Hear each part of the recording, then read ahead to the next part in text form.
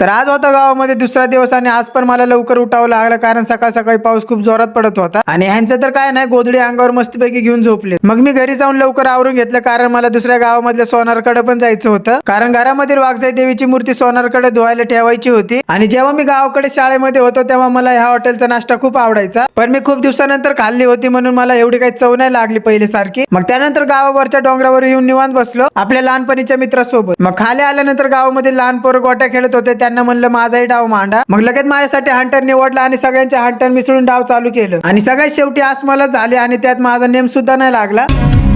मग त्यानंतर आमच्या घरच्यांनी मला पाणी भरायला बोलवलं आणि पाणी भरून झाल्यानंतर मी लगेच परत खेळायला गेलो तर इथं लहान पोरांची भांडणं झाली होती. ह्या पोरांनी चालू डाव मधल्या गोट्या उचलल्या होत्या म्हणून सर्व पोरांनी ह्याच्या खिशातल्या गोट्या काढल्या आणि सर्वांमध्ये मेन मीच होतो. मगर क्यों? कारण तो खूप रॉंग वागला होता.